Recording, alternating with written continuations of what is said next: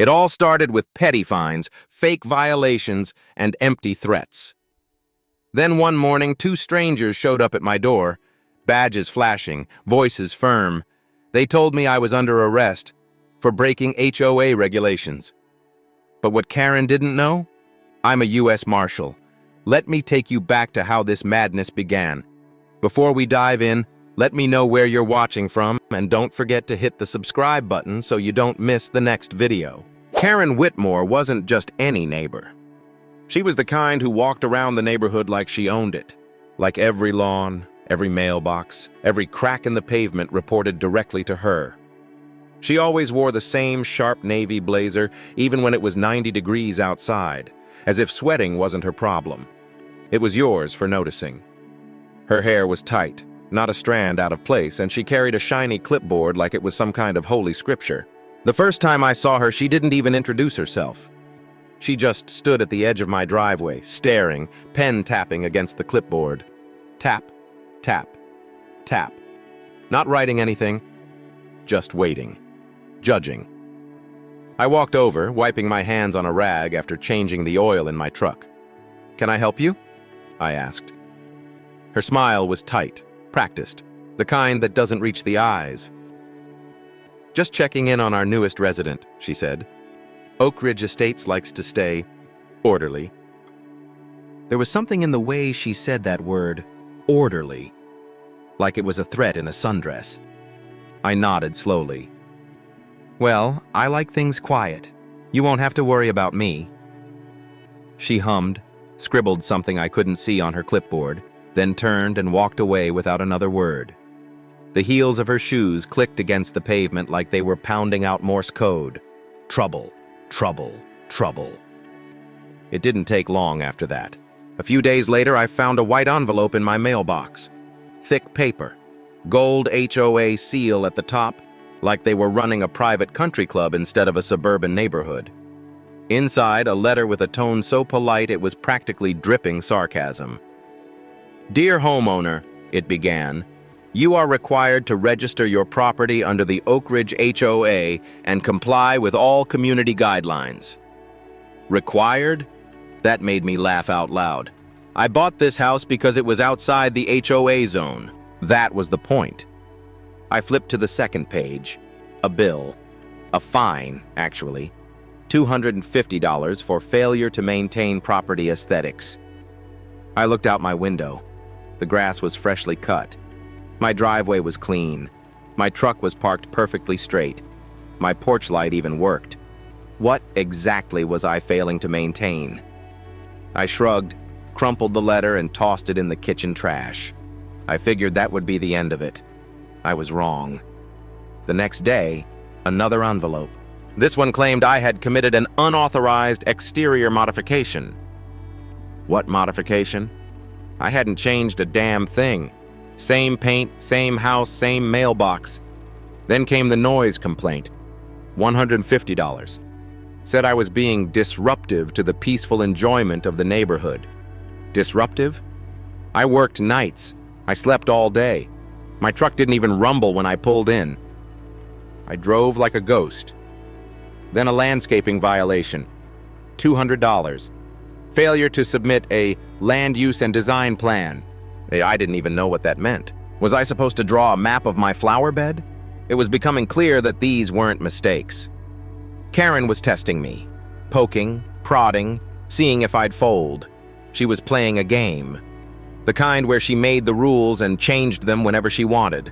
I ignored everything, tossed each letter in the trash like the last. I figured she'd get bored eventually.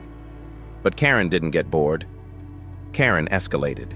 One morning, I stepped outside to find her standing in the middle of my driveway, clipboard in hand, sunglasses on, watching my house like it was under investigation.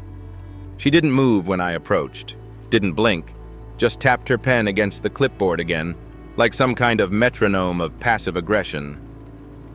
"I was hoping to catch you," she said sweetly. "Looks like you did," I said, leaning against my truck. "Something you need?" She smiled wider. "Just wanted to remind you about your outstanding violations."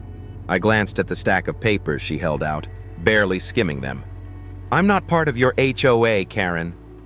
Her smile didn't fade. Oak Ridge Estates has certain expectations, and even surrounding properties should contribute to the integrity of the neighborhood. I laughed. A sharp, humorless sound. You're serious? She tilted her head, still smiling. Of course.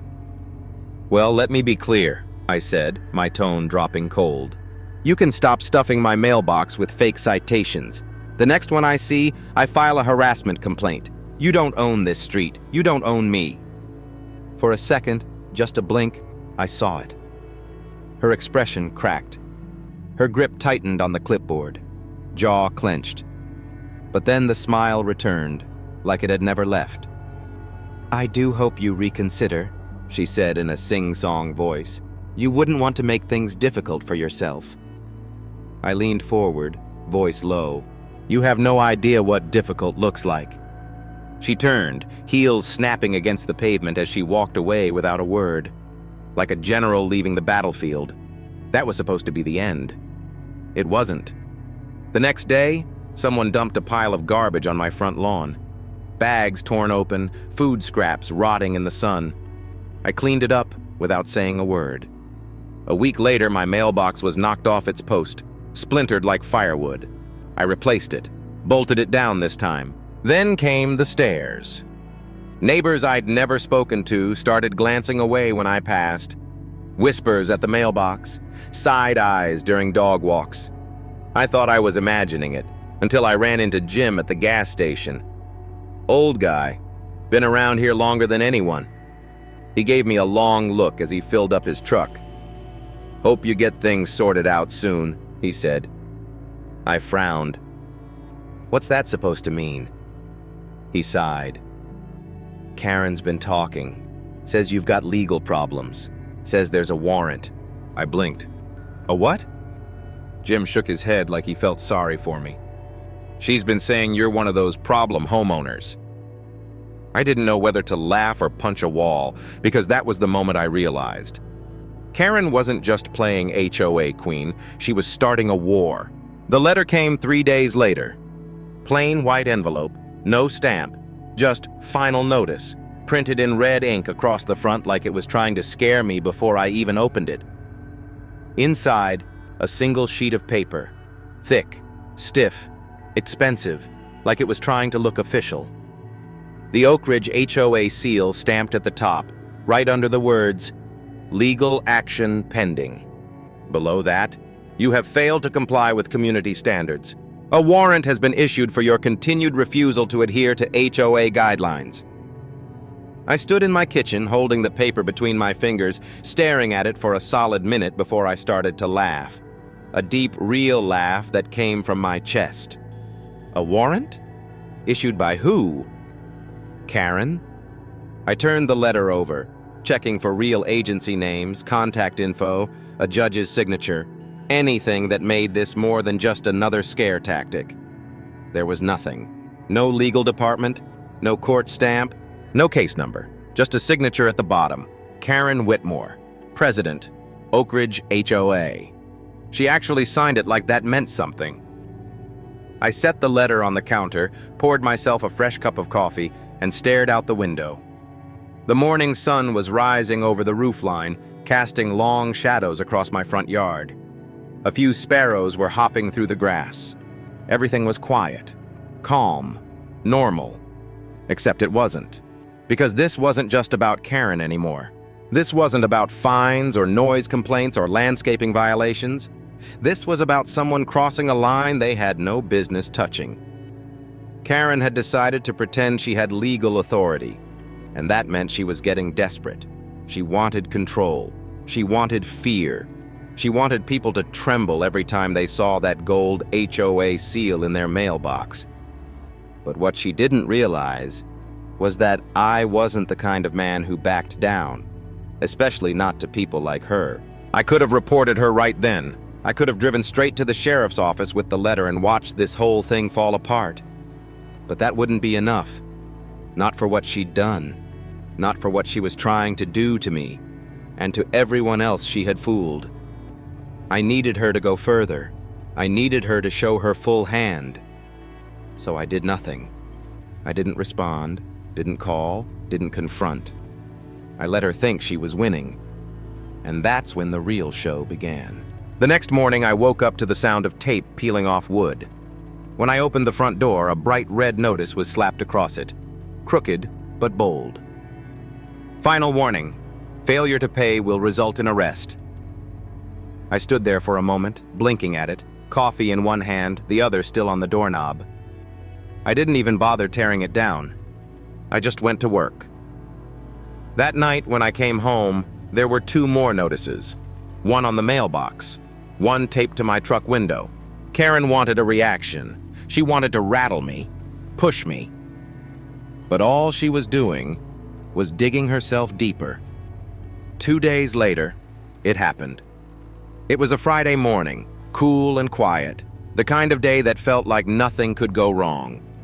I stepped outside to grab my paper and nearly tripped over 2 men standing at the edge of my driveway. They weren't cops. That much was obvious right away. Their uniforms looked like something off a cheap Halloween rack. Navy shirts, shiny plastic badges clipped to their chests, utility belts with nothing in them but radios and empty pouches. One of them was tall, thin, with a buzz cut and sunglasses too big for his face. The other was shorter, thicker, with a serious expression like he was trying way too hard to look intimidating. The tall one cleared his throat. "Are you the homeowner?" I didn't answer right away, just took another sip of my coffee and looked them both over. "Who's asking?" He straightened his shoulders. "We're with the Homeowners Association Enforcement Division." That did it. I nearly choked on my drink. "The what now?" "The Enforcement Division," the shorter one repeated. "We're here to follow up on your violations." "Violations," I said slowly. "Yes, sir. You failed to respond to multiple notices. We have an active warrant for your arrest." I let the silence hang in the air for a moment. I wanted them to hear how stupid they sounded. "You have a warrant," I repeated. "From the HOA." "Yes," the tall one said confidently. "Per HOA Code Section 14, failure to comply is grounds for detainment." That was it. I held out my hand. "Let me see the warrant." The shorter one blinked. "You already received—" "No," I said firmly. "The real one, court-issued, signed by a judge. Let's see it." They hesitated. I stepped forward slowly and pulled something from my back pocket. Not a warning, not a threat. A badge. A real one. Shiny. Heavy. Etched with the seal of the United States Marshal Service. I held it up between 2 fingers, letting it catch the light. Their faces changed instantly. The tall one's mouth dropped open. The short one actually took a step back. "You just attempted to detain a federal officer," I said, my voice low and calm. "So before we talk about fines, let's talk about your names and how long you want to go to prison for impersonating law enforcement." The clipboard slipped from the tall guy's hand, hitting the pavement with a sharp crack. The shorter one turned and bolted, sprinting down the sidewalk like a kid who just realized the Halloween candy was poisoned. I didn't chase them. I didn't need to. Because now I had everything I needed. I watched them run. One took off down the street, arms pumping like a scared teenager skipping detention. The other stumbled over the curb, dropped his fake badge, and didn't even look back. I stood at the edge of my driveway, arms crossed, badge still in hand, watching them disappear around the corner. No sirens, no real cops, just 2 guys in cheap uniforms playing a dangerous game they didn't understand. But I understood it. All of it. Because when I ran their names later that day, and yes, I got their names before they ran, everything became clear. They weren't officers, not even private security. They were part of a fake enforcement group Karen had made up. No licenses, no legal training, no authority, just 2 men hired to pretend they had power. And the craziest part? This wasn't the first time. I started digging. Public records, complaints buried deep in community forums, posts deleted minutes after they were made. People were scared to speak out, but the truth was still there if you knew where to look. Karen had been running a full-blown scam. This was her system. Step 1. Find a homeowner not part of the HOA or someone who questioned her authority. Step 2. Flood them with fake violation notices. Late fees, fines, threats. Letters that looked real but weren't worth the paper they were printed on. Step 3. Send in the enforcement team. Make it look official. Badges, uniforms, scare tactics, maybe even arrest threats, like what they tried with me. And step 4. If the person gave in, pay the fines, or tried to fight it legally, Karen used that moment to file a lien. She claimed unpaid dues. She'd push for foreclosure even on homes that were never part of the HOA. And somehow it had worked. People had lost their homes. Another neighbor sold their place for pennies after a settlement meeting. None of it was legal, but none of it had been stopped either. Because Karen didn't work alone. Her paperwork wasn't just scare tactics. Some of it had real signatures, real stamps. And when I followed the trail, I found the name that tied it all together. Judge Malcolm B. Owens, a small-time local magistrate barely known outside our county. But he'd approved multiple HOA-related property seizures. All of them signed off without evidence. No hearings, no reviews, just a signature and a stamp. Either Karen had him in her pocket, or he didn't care enough to read the fine print. Maybe both. But that was the key. Because if his rulings were faulty, if he'd allowed illegal seizures, then every single action Karen had taken under that fake authority could be reversed. Refunds, lawsuits, criminal charges. She had built her little empire on a mountain of lies, and I was going to bring it down. But I couldn't rush it. I needed her to feel safe, confident, untouchable. So I played the part.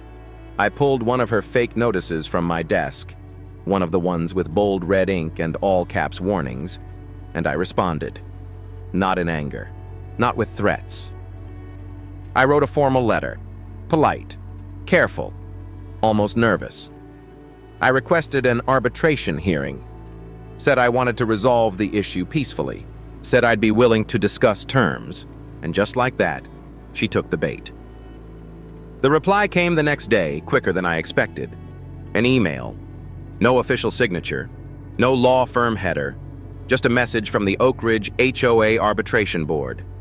It listed a date, a time, no physical address, only Community Hall Room B, and a warning.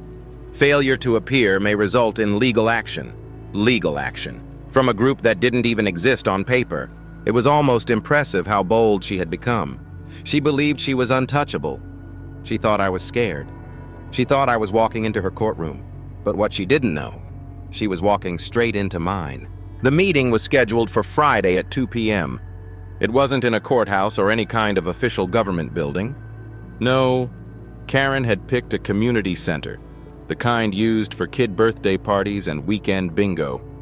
It sat at the edge of the neighborhood, next to a worn-down tennis court and a patchy soccer field that hadn't seen real use in years. I arrived early, real early. I wanted to see who walked in and how they carried themselves. Inside, the room was plain, beige walls, fluorescent lights, a long folding table set up like a courtroom, only sadder, folding chairs on both sides, a few plastic cups filled with lukewarm water. Someone had tried to make it look important by placing a tiny wooden gavel at the head of the table. Karen sat there, of course, already in position like a queen waiting for her subjects. She wore the same blazer, but this time with a name tag pinned to it. President, Oak Ridge HOA. Below it, in smaller letters, Chair of Enforcement. Her clipboard was on the table, stacked with papers that looked like they were freshly printed just for this event. Legal documents, maybe. Or just pages of nonsense dressed up in Times New Roman. 3 board members flanked her, each one trying to look more serious than the last. One wore a bow tie, another had a briefcase he never opened. The third looked like he'd rather be anywhere else. Across from them sat 2 other homeowners. I recognized them, a couple from down the street. Quiet folks. The kind that kept their heads down and paid whatever was asked just to avoid the noise. They looked nervous, shifting in their seats, whispering. Karen, on the other hand, looked thrilled. The moment I stepped into the room, her face lit up like she was watching her favorite soap opera. "Glad you could make it," she said with a smile too wide to be real. She gestured to an empty chair across from her. I didn't rush. I walked in slowly, taking in every detail. The shaky ceiling fan spinning just a little off-center. The dusty trophy case near the door. The half-dead plant in the corner that someone had clearly given up on watering.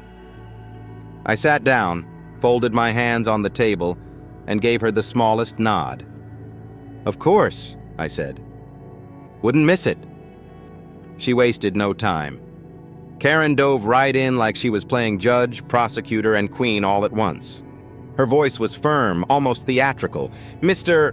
Hayes," she said, "you are here today to discuss your repeated violations of the Oak Ridge HOA charter, including, but not limited to, failure to comply with aesthetic standards, failure to submit proper landscaping documentation, and failure to respond to multiple formal notices." She paused, looked around the room like she was expecting applause. "We are also prepared to discuss potential penalties, including fines and legal remedies up to and including foreclosure proceedings." Her tone was calm, cold, rehearsed. I didn't say a word, just watched her, not her face, her hands. She kept adjusting her papers, tapping her pen, glancing at the clock like she was waiting for something. She wasn't just trying to scare me. She was stalling. So I leaned back in my chair and tilted my head slightly. "Let me guess," I said, cutting through the room.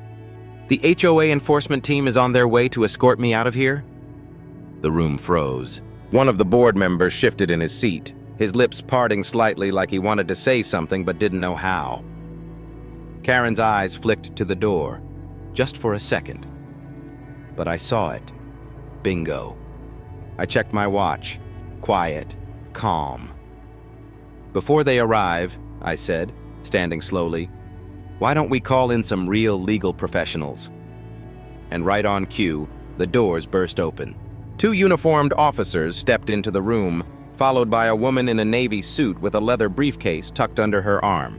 She walked with purpose, no hesitation. Karen's face drained of color. The woman opened the briefcase, pulled out a thick folder, and unfolded a piece of paper. "Karen Whitmore," she said, her voice steady, "you are under arrest for fraud, extortion, impersonation of law enforcement, and conspiracy to commit wire fraud." Karen blinked. Once. Twice. Then she laughed. But it wasn't real laughter. It was nervous. Broken. A sound filled with panic and denial. No, this is a misunderstanding," she said quickly, standing up. "You don't understand. This is all HOA procedure." The woman shook her head. "We've seen enough of your procedures.